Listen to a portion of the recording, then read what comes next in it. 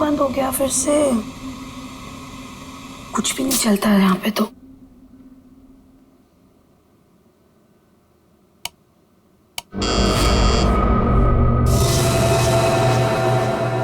Nurse, nurse, nurse, nurse, nurse देखो ना, मेरा टीवी काम नहीं कर रहा है फिर से।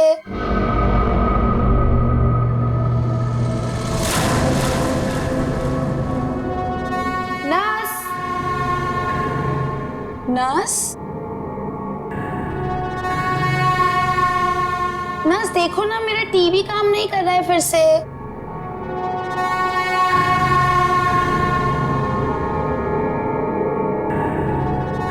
कौन है? नर्स, अरे रुको रुको, कौन है वहां पर? अरे रुको, रुको तो जरा।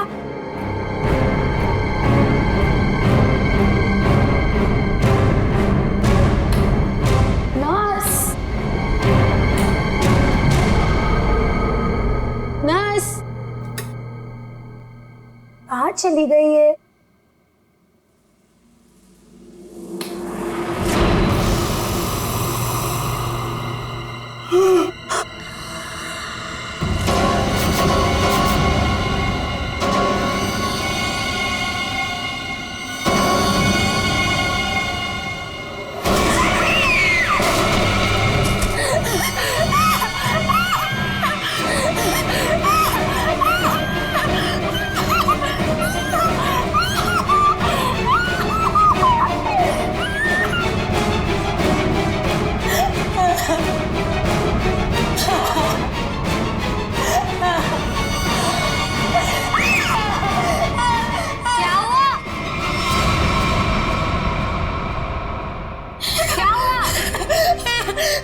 क्या हुआ मैडम?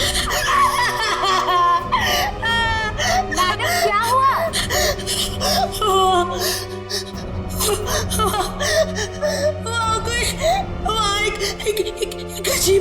एक अजीब सी आत्मा।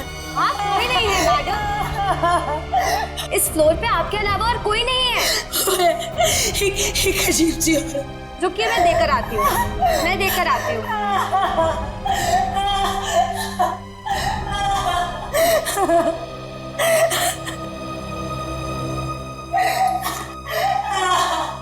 देखिए मैडम, वहाँ पे कोई नहीं है। इस फ्लोर पे आपके अलावा और कोई नहीं है। मैंने उसे देखा। मैं सच बोल रही हूँ। एक अजीब सी आत्मा। मुझे यहाँ से शिफ्ट करो, मैं यहाँ नहीं रहूंगी। मैडम देखिए, आपको पहले ही बताया जा चुका है, हॉस्पिटल में इस बेड के अलावा और कोई बेड अवेलेबल नहीं है।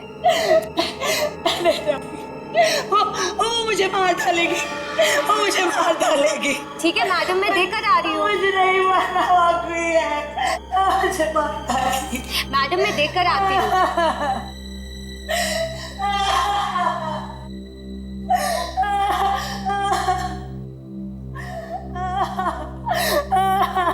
कौन है? कोई है?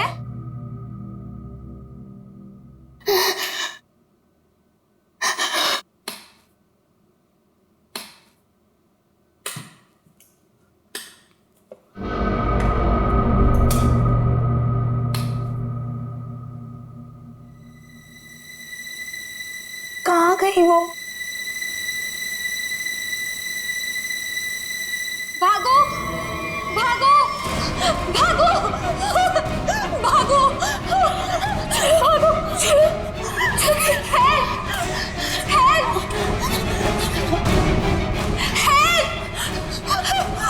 हेल्प, चलो, मुझे मरना नहीं है। चलो,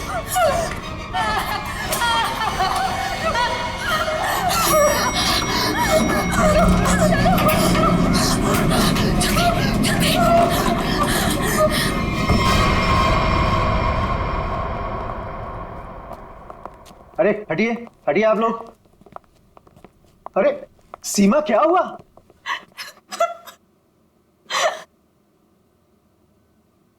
अरे बेटा, क्या हुआ? सर हम पे हमला हुआ है। हमला? कैसा हमला? किसने किया?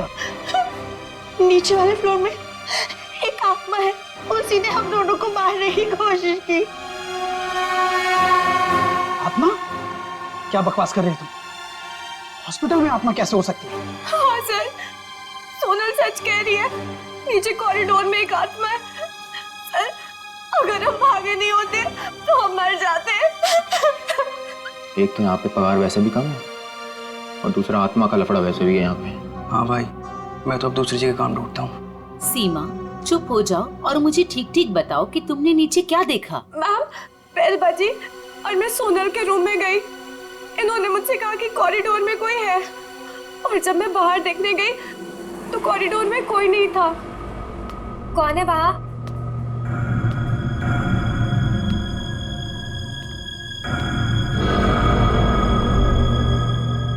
कोई है? कौन है? कौन है वहाँ?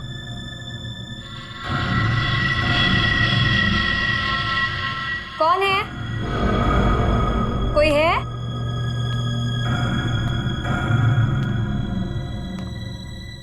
कौन है?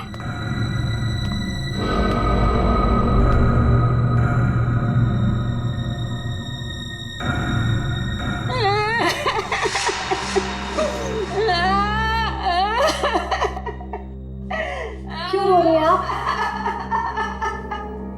आप ठीक तो है ना? सुनिए, आप ठीक तो हैं? कोई मदद चाहिए आपको?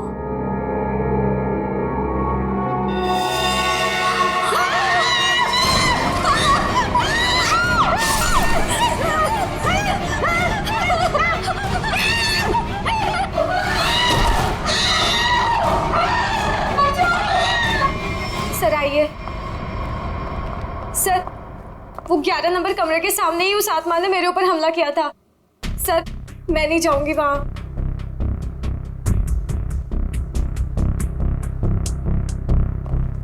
साहब, हमें इन आत्माओं से नहीं उलझना चाहिए। रुक जाइए साहब। तो मैंने भी सुना है कि इस हॉस्पिटल में ना आत्मा बसती सर। साहब रुक जाइए। सर प्लीज, सर मुझे लगता है हमें अंदर नहीं जाना चाहिए सर। कुछ नहीं होगा समीरा। सर, ये लाइट क्यों नहीं जल रही?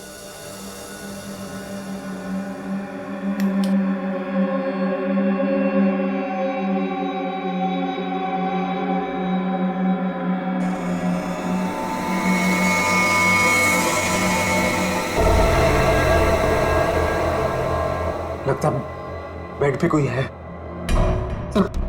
सर प्लीज मत जाइए। Sir please. साहब, सर, सर,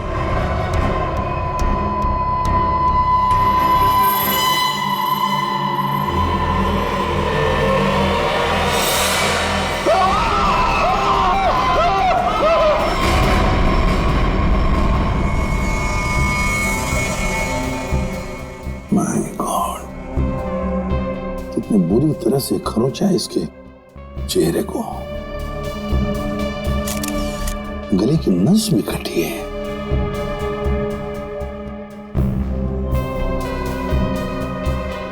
समझ में नहीं आ रहा।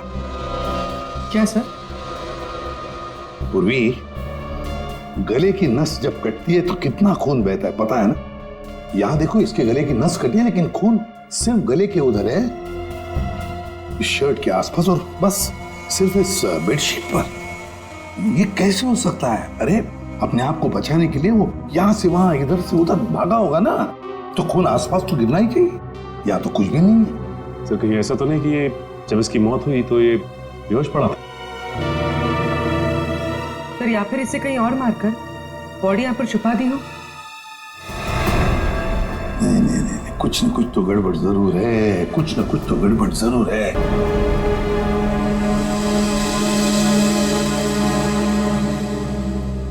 अच्छा, आप में से और किसी ने आत्मा को देखा है? नहीं सर। दरअसल हम लोगों ने सारा हॉस्पिटल छान मारा, वो हमें कहीं नहीं मिली। आत्मा जिसे दिखना चाहे सिर्फ उसी को दिखती है सर। और हमने इन सोई हुई आत्माओं को जगा दिया है। हमने ऐसी आत्माएं बहुत देखी है, समझी, और सबको बंद करके रख दिया। अच्छा, मनोज के बारे में कुछ बता सकते हो? सर, मनोज हमारा पेशेंट था। वो 2 दिन पहले हमारे हॉस्पिटल में एडमिट हुआ। उसे बदन में बहुत दर्द था और उसे सांस लेने में काफी तकलीफ हो रही थी सर।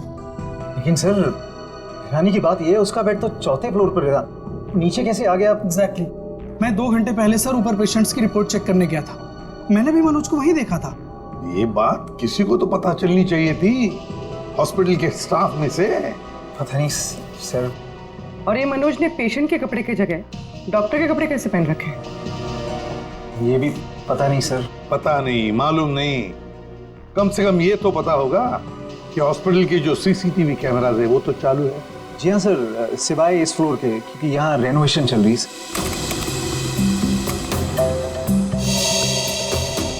सर, ये है मनोज का रूम, कॉरिडोर का आखिरी कमरा, रूम नंबर 404। अच्छा,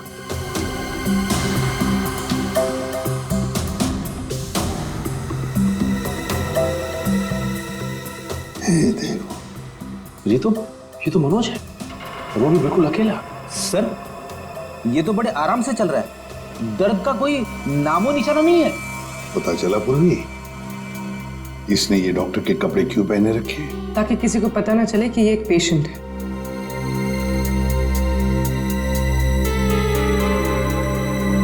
सर, इसने कुछ छुपा कर रखा है।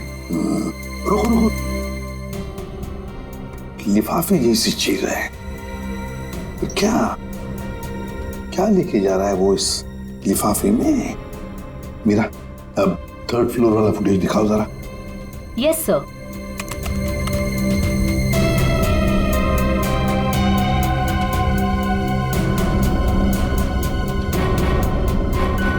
सर, वो लिफाफा इसके हाथ में अभी है ही नहीं।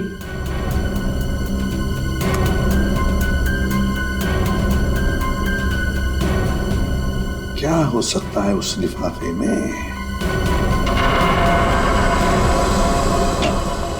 क्या हुआ सालू के? आसमान गिर गया जो इतनी जल्दी बुला लिया? हाँ बॉस, समझो कि आसमान ही गिर गया है। क्या मतलब? मतलब ये कि इस आदमी की मौत इन घावों की वजह से नहीं हुई। क्या? तो फिर? ये जो घाव हैं, ये इसके मरने के 1 से 1.5 घंटे के बाद बनाए गए। घाव मरने से 1-1.5 घंटे बाद? ओह, तो इसीलिए उस हॉस्पिटल के कमरे में हमें कहीं पर भी खून की छींटें नहीं नजर आई। क्योंकि तब तक खून जम चुका था। गले की नस कट जाने के बावजूद खून ज्यादा नहीं बहा। सालू के साहब, तो फिर ये मरा कैसे? आप थोड़ी मदद करो, उठाओ इसे। दे।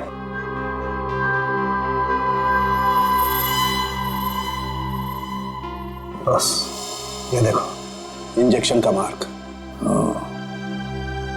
मतलब पहले इसे जहर देके मारा गया और फिर किसी नुकीली चीज से ये घाव बनाया गया, ताकि ऐसा लगे कि इसकी मौत किसी आत्मा की वजह से हुई है। बिल्कुल। अच्छा सालू के साहब, इसे मारने के लिए किस तरह का जहर दिया गया था? सचिन, थोड़े टेस्ट अभी बाकी हैं, जल्दी पता लगेगा। Sir, 1 minute. क्या हुआ? सर, इस पैंट की सिलाई के अंदर कुछ छिपा हुआ है, यहाँ पे। हाँ, कुछ तो है बॉस अंदर।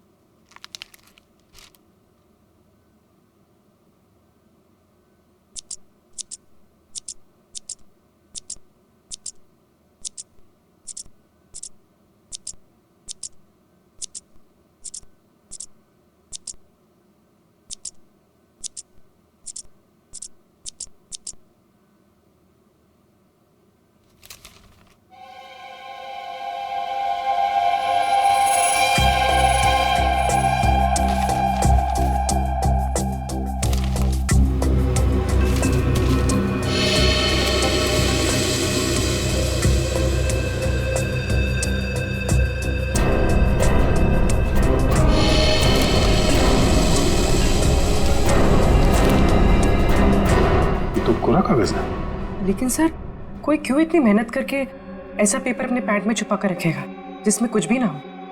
पूर्वी,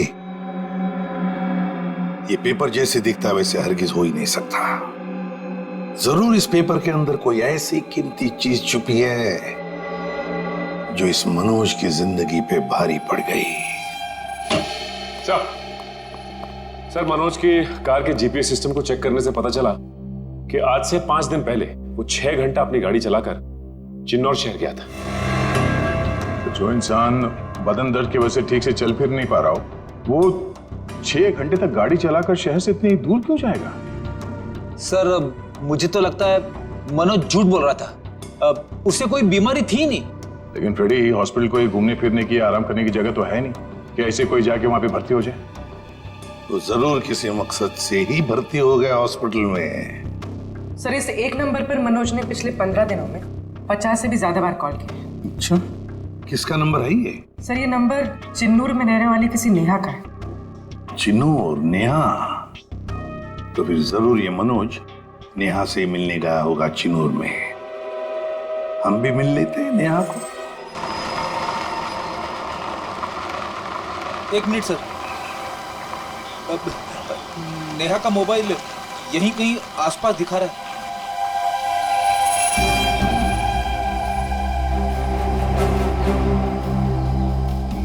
यहाँ आसपास गाड़ी के अलावा तो कुछ भी नहीं। क्या वो इसी गाड़ी में तो नहीं? पर सर वो ऐसे वीराने में क्या करने आई होगी? चेक कर लो कार को जरा।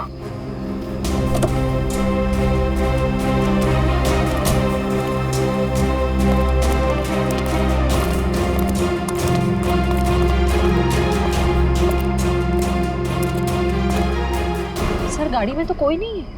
ए, हाथ ऊपर करो। चला के करने की कोशिश की ना तो खोपड़ी उड़ा दूंगी। गन नीचे। कौन हो आप लोग? हम लोग सीआईडी से हैं। गन लेके क्या कर रही थी यहाँ पे? मैं किसी का इंतजार कर रही थी और ये मेरी लाइसेंस वाली गन है। मेरा काम ही कुछ ऐसा है कि मुझे कभी भी जरूरत पड़ सकती है इसकी। क्यों? ऐसा क्या काम करती हो कि तुम्हें गन की जरूरत पड़ती है? हा? प्राइवेट डिटेक्टिव हूँ मैं। Private detective? जी हाँ।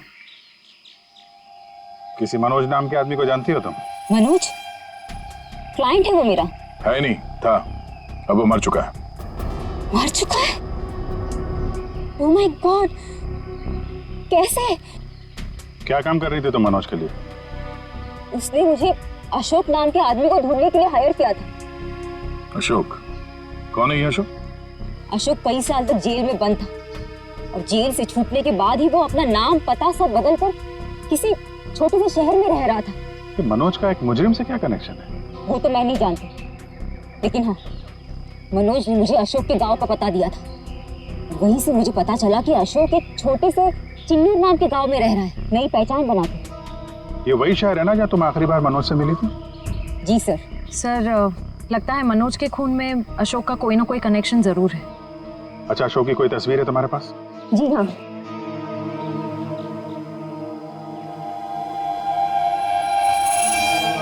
मनोज के मर्डर केस में हमें इसकी तलाश है। एक बार तुम इसे ढूंढ चुकी हो, इसे ढूंढने में हमारी मदद करोगे तुम?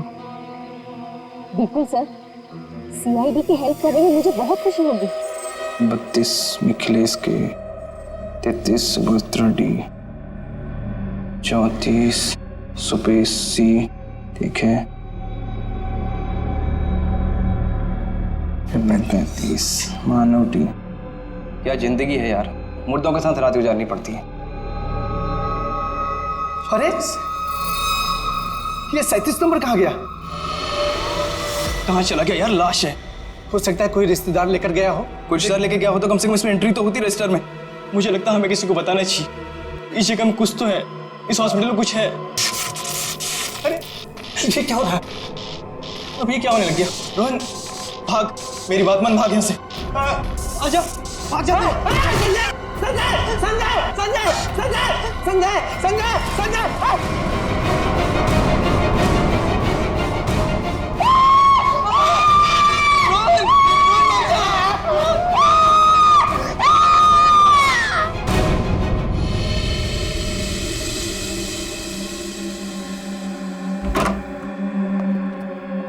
साहब, हाँ, पहले बॉडी नंबर 37 गायब हुई, उसके बाद में साहब ये वाली अचानक से उठी और इससे रोहन का हाथ पकड़ लिया साहब।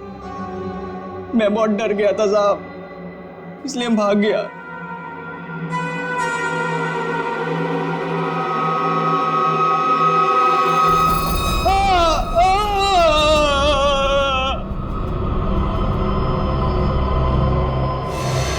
सर गरोज के निशान तो बिल्कुल मनोज जैसे। हाँ, है तो बिल्कुल मनोज जैसे। सचिन, उठाओ इसे जरा देखते हैं, इसे भी इंजेक्शन दिया है क्या? इंजेक्शन का तो कोई निशान नहीं है। रख दो संभाल के। सर, मनोज और रोहन दोनों की मौत हॉस्पिटल में हुई है। जरूर इनका आपस में कुछ ना कुछ लेना देना जरूर होगा। हाँ, हो सकता है। सर ये क्या हो रहा है सर? मेरे हॉस्पिटल में ये दूसरा मर्डर है सर। हॉस्पिटल के मरीज सारे घबराए हुए हैं सर। बस हम यहाँ बिल्कुल भी सुरक्षित नहीं है।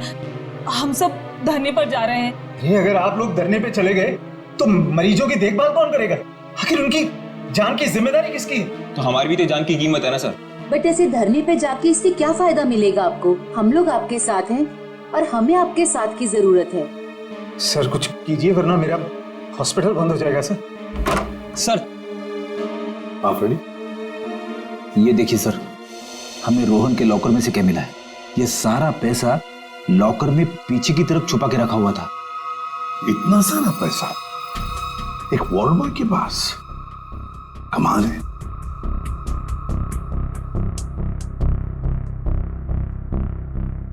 आप में से कोई जानता है इस पैसे के बारे में?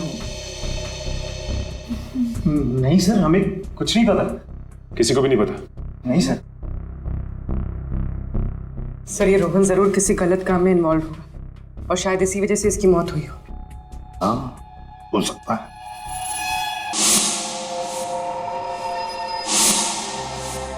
याद है मनोज के पास वो एनवेलप था। हो सकता है ये पैसे उस एनवेलप में थे जो उसने रोहन को दिए हो। इस रोहन के घर वालों से मिलना पड़ेगा। जरूर कोई ना कोई कनेक्शन है इस रोहन और मनोज के। और पुलिस स्टेशन पे भिजवा दिए। ग्रेट। अपूर्वी, कुछ पता चल रहा है इस कोरे कागज के बारे में? नहीं सर, सारे टेस्ट करके देख लिए, कुछ पता नहीं चला। क्यों इस कागज को लेके घूम रहा था वो मनोज? क्या वजह हो सकती है? ऐसा क्या है इस कागज में? क्या हो सकता? एक मिनट दया, कुछ याद आ रहा है। साउथ अमेरिका में जो ड्रग स्मगलर्स है ना, आपसी बातचीत के लिए वो लोग एक खास तरीका इस्तेमाल करते हैं। पूर्वी, यूवी लैंप लेकर आओ। रेडी? लाइट्स ऑफ करो।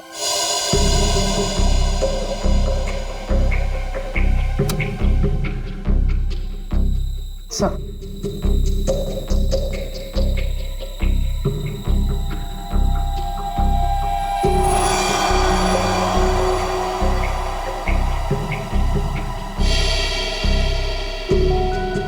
आप ठीक कह रहे थे सर? हाँ सर, ये तो बिल्डिंग का ग्राउंड प्लान है। लेकिन सर ये बिल्डिंग कौन सी है? नाम तो दिख नहीं रहा है। ये प्लान हमें मनोज के पास से मिला सर, और वो किसी बहाने से उस हॉस्पिटल में रह रहा था। तो कहीं ऐसा तो नहीं कि नक्शा उसी हॉस्पिटल का? देख के तो ऐसे ही लगता है। बस अब पता करना है कि मनोज ने इस नक्शे को इतने संभाल के क्यों रखा। बहुत दिनों से मेरी बीमारी का इलाज चल रहा है। इलाज में बहुत ज्यादा पैसे खर्च होते हैं। अब इतना खर्चा हम जैसे गरीब इंसान के बस की तो बात नहीं है।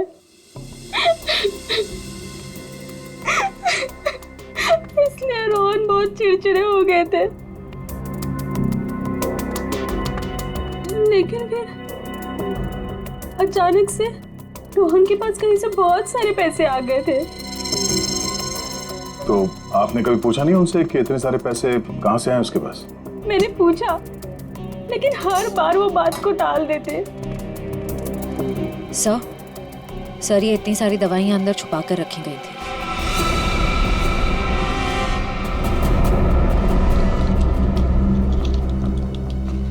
ये तो बहुत महंगी दवाइयां।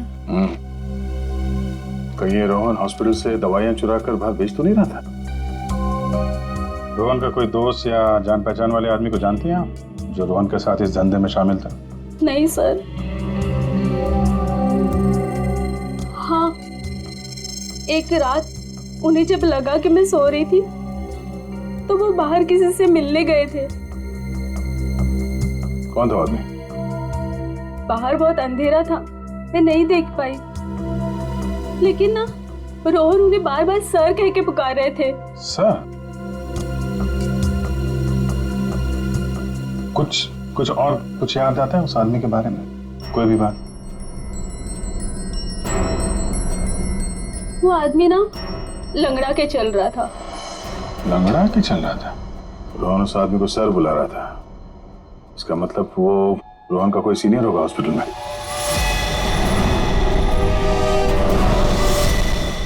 अरे सर, उस हॉस्पिटल का प्रबंधक विजय, वो भी तो लंगड़ा के चलता था। विजय? क्या बेकार की बातें कर रहे हैं सर आप? मैं अपने ही पेशेंट्स को मार के अपने हॉस्पिटल को बदनाम क्यों करूंगा? क्या बात है मिस्टर विजय, आप तो बहुत ही भले आदमी हैं।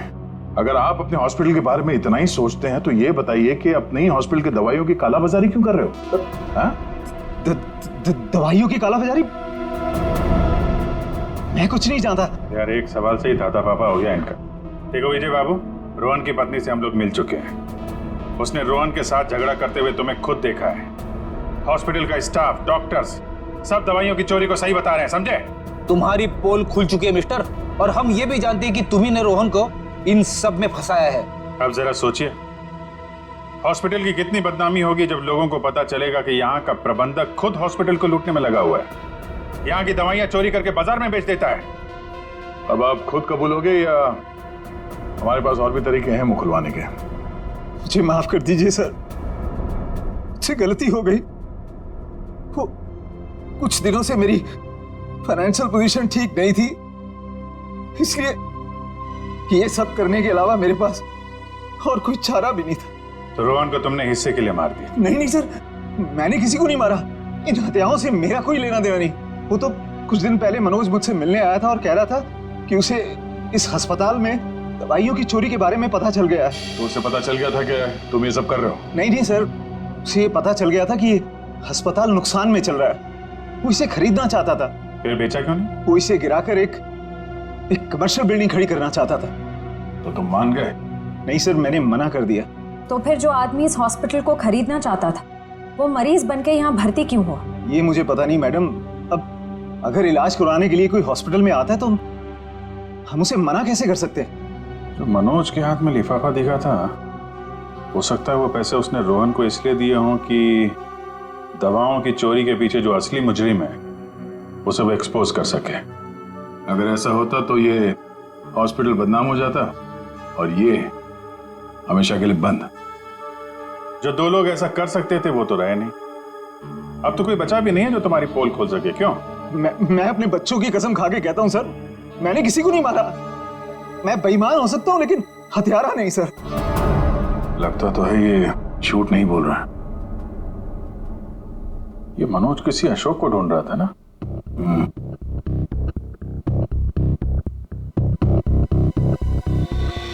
इस आदमी को पहचानते हो? मैंने इसे देखा है कहीं। अरे हाँ, ये तो समीरा का दूसरा पति है। कुछ दिन पहले हॉस्पिटल में आके इसने हंगामा किया था और सिक्योरिटी को बुलाकर इसे बाहर निकलवाना पड़ा था। समीरा? अरे सर, ये वही औरत थी जो बार बार आत्मा का नाम लेके सबको डरा रही थी। अच्छा, सबको डरा रही थी? इस समीरा जी से मिलना होगा।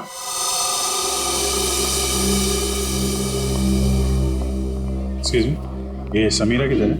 वहां पर। ठीक है, बोलो। समीरा? हाँ? ये अशोक कहाँ मिलेगा? मुझे नहीं पता। जब से उस सरफिरा आदमी ने यहाँ कर हंगामा किया है मैंने उससे बात नहीं की है। तुम्हारा पति है ना? था, फिर जब से मुझे पता चला कि वो एक अपराधी है मैंने उसे छोड़ दिया। हम लोग अशोक को ढूंढ रहे हैं और पता नहीं वो कहाँ जाके छुप के बैठा है। आप हमें इसके बारे में कुछ बता सकती हैं? ऐसा कुछ जो हम उसके बारे में नहीं जानते। हॉस्पिटल में जब मैं इंटर्न थी तब उसका व्यवहार कुछ और था, और शादी के क्या मतलब? अशोक यहाँ काम करता था? यहाँ नहीं, इससे पहले यहाँ एक और हॉस्पिटल हुआ करता था जो जलकर राख हो गया। हम दोनों वहाँ काम किया करते थे। समीरा, ये मनोज अशोक को ढूंढ रहा था, तो क्या मनोज ने कभी तुमसे मिलने की कोशिश की? अशोक और मनोज अच्छे दोस्त हुआ करते थे। एक दिन मनोज अशोक को ढूंढता हुआ मेरे पास आया और कहने लगा कि उसका कुछ सामान उसके यहाँ पड़ा हुआ है जो मैं आकर ले लूं। जब मैंने मना किया तो मुझ में गुस्सा हो गया और कहने लगा अशोक ने जेल जाने से पहले किसी केटू के बारे में बताया था। ये केटू क्या है? मुझे नहीं पता। केटू कहीं सुना है? अरे हाँ, वो कुछ साल पहले वो जेडी ज्वेलर्स के यहाँ हीरो की चोरी हुई थी ना, बहुत सुर्खियों में थी खबर। उसमें से एक हीरे का नाम था केटू। हाँ सर, केटू हीरा, मुझे याद है सर। ये खबर तो हर न्यूज चैनल पे थी और मीडिया वालों ने इसका नाम केटू केस रखा था। और ना तो उन चोरी हुए हीरों का कुछ पता चला और ना ही उन चोरों का। तो कहीं अशोक और मनोज, इन लोगों ने तो नहीं उड़ा दिया हीरा? हो सकता है अशोक ने चोरी के हीरे कहीं छुपा के रख दिए होंगे और उसके बाद किसी और केस में पकड़ा गया होगा और मनोज को वो हीरे नहीं मिले। और वो जो मनोज के पास से जो नक्शा मिला था ना, वो जरूर इस पुराने हॉस्पिटल का ही होगा। और सर इसीलिए हमें इसका कोई रिकॉर्ड नहीं मिला, क्योंकि अब वो हॉस्पिटल है ही नहीं। और शायद अशोक ने वो हीरा किसी हॉस्पिटल में छुपा दिया होगा। और इसलिए मनोज इस हॉस्पिटल को खरीदना चाहता था, और जब ऐसा नहीं हुआ तब वो इस हॉस्पिटल में पेशेंट बनकर आया हीरे को ढूंढने के लिए। और किसी को इस बात की भनक लग गई और उसने मनोज को मार दिया। सर वो आत्मा, वो आत्मा इधर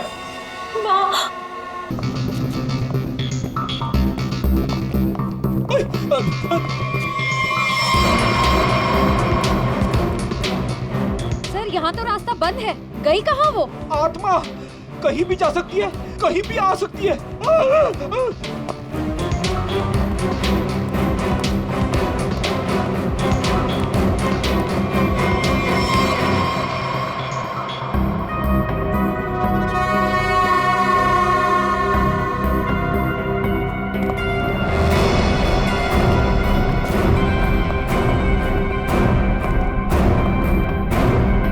सर, यहाँ तो कोई नहीं है, वापस चलें?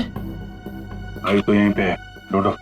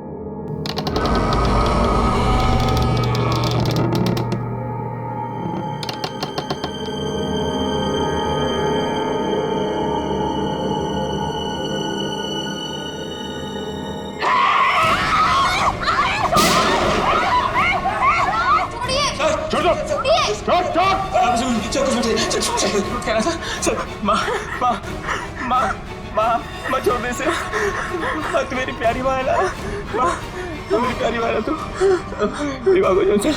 माँ छोड़ दे, माँ छोड़ दे, माँ माँ प्लीज, माँ प्लीज प्लीज बैठा, प्लीज बैठो, प्यारी माँ है, प्लीज बैठना।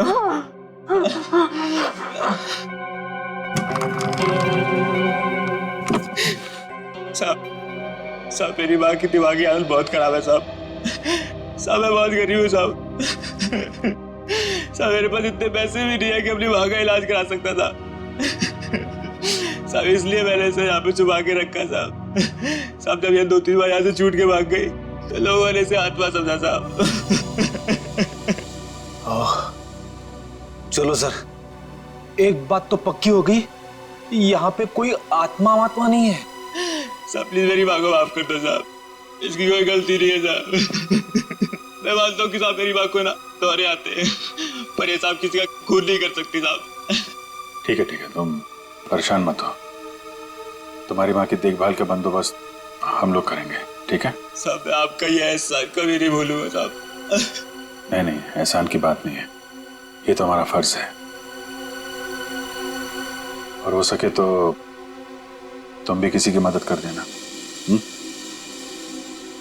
सर लेकिन अब तक हमें खूनी का पता नहीं चल पाया है। वो खूनी भी यही होगा और लूट का माल भी यहीं कहीं छुपा के रखा होगा। वो लूट का माल?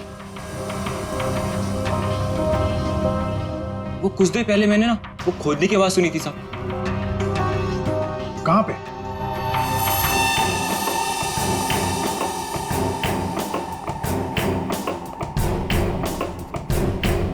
ताला लगा है।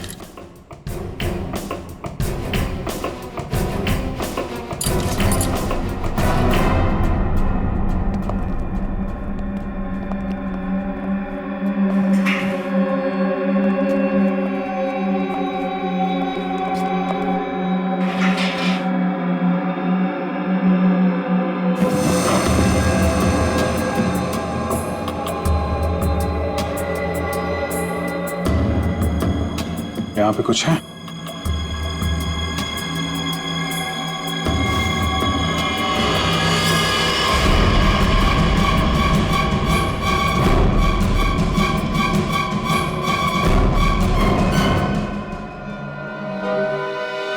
लूट का माल ले गए, हथियार छोड़ गए, लेकिन खूनी को ढूंढेंगे कैसे? ये हॉस्पिटल में गड़ा हुआ चोरी का माल मनोज के बजाय कोई और ही ले उड़ा। लेकिन सर कैसे? क्योंकि सिर्फ अशोक ही जानता था कि लूट का माल कहां पे गाड़ के रखा गया है। ये मनोज भी जानता था सर, लेकिन वो उन लोगों में से था जो अकेले ही खाना चाहता है। अब मनोज तो मर गया, बचा अशोक। वही बता सकता है ये तीसरा आदमी कौन है। सर कहीं वो अशोक की पहली पत्नी समीरा तो नहीं? या फिर विजय भी हो सकता है। सर नेहा से मेरी अभी भी बात हुई सर। उसने बताया कि अशोक ने डॉक्टर अर्जुन से फोन पे कई बार बात की और इस बात को भी कई महीने बीत गए सर। डॉक्टर अर्जुन एक साइकियाट्रिस्ट है जिसके खुद के क्लिनिक थे। जब ये अशोक जेल से बाहर आया था तो उसे दिमागी बीमारी हो गई थी। लोग कहते कि वो घंटों अकेले में बड़बड़ाता रहता था। और हाँ सर, अशोक ने अपना ट्रीटमेंट भी करवाया था डॉक्टर अर्जुन से। हाल फिलहाल में डॉक्टर अर्जुन ने हॉस्पिटल की नौकरी ज्वाइन की थी, वो भी जनरल मेडिसिन में। तो दया जरूर इस साइकेट्रिक ट्रीटमेंट के दौरान अशोक ने डॉक्टर अर्जुन को वो लूट के माल के बारे में बताया होगा। हाँ सर, और इसीलिए लूट के माल पे हाथ साफ करने के इरादे से डॉक्टर अर्जुन ने हॉस्पिटल की नौकरी की। एग्जैक्टली दया, ये डॉक्टर अर्जुन ही हमारा मोहरा है।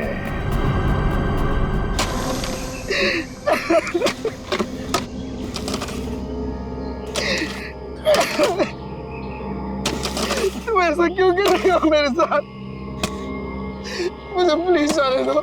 तुझे जाने दूं? तू ही तो वो बलि का बकरा है जो मुझे जेल से बचाएगा, और मैं तुझे ही जाने दूं?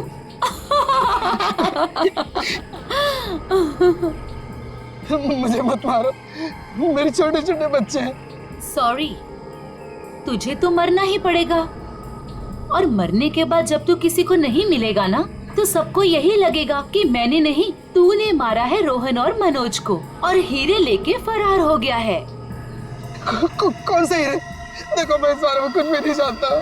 तू कुछ भी नहीं जानता इस बारे में, मगर दुनिया को तो यही लगेगा कि तू सब कुछ जानता है। और मैंने ऐसा प्लान बनाया है कि दुनिया को यही लगेगा कि तू इस देश को छोड़ के भाग चुका है। मुझे प्लीज जाने दो, मुझे मत मारो। देखो मैं तुमसे प्रॉमिस कर रहा हूँ, मैं किसी से कुछ भी नहीं कहूँगा। डर मत, ज्यादा दर्द नहीं होगा तुझे।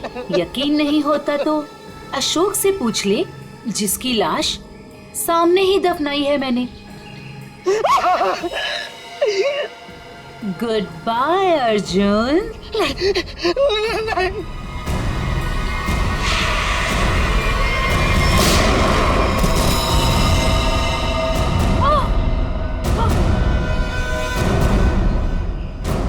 सीआईडी?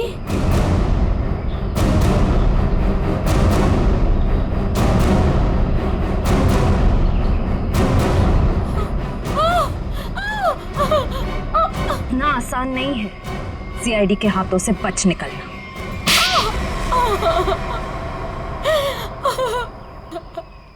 तुम्हें अशोक ने चुराए हुए हीरो के बारे में पता कैसे चला? सर, अशोक जेल से छूटने के बाद मुझसे मिला था और वो बहुत अकेला और बहुत परेशान था सर। और सर, वो मुझसे प्यार भी करने लगा था और मेरे लिए वो अपने आप को सुधारना भी चाहता था। अशोक को मैं पहले से जानती थी और वो मुझसे प्यार भी करता था।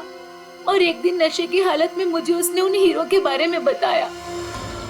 और तुम्हारे मन में हीरो का लालच आ गया, क्यों? हाँ सर, उन हीरो को बेच के मैं अपने सारे सपने पूरे करना चाहती थी। लेकिन इसके लिए अशोक को क्यों मार दिया तुमने?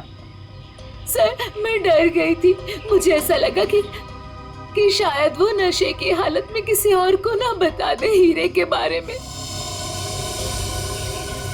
और इसके लिए तुमने रघु की बीमार माँ का फायदा उठाया। लोगों को लगा कि ये सारे खून उस आत्मा ने किए। हाँ सर। डॉक्टर विजय और रोहन दवाइयों की कालाबाजारी करते थे, इसके बारे में तुम्हें पता चल गया था। इसलिए रोहन को मारने से सारा शक डॉक्टर विजय पे जाता। हाँ? मोहरे तो अच्छे बिछाए थे और चाल भी अच्छी चली थी, लेकिन मगर आप लोगों ने आके यहाँ पे मेरा सारा खेल बिगाड़ दिया। अशोक तुम्हारे प्यार के लिए सुधरना चाहता था और तुमने हीरो के लिए उसे ही जान से मार दिया। पैसों के लालच में आकर तुमने 3-3 लोगों का खून किया है। फांसी होगी तुम्हें, फांसी।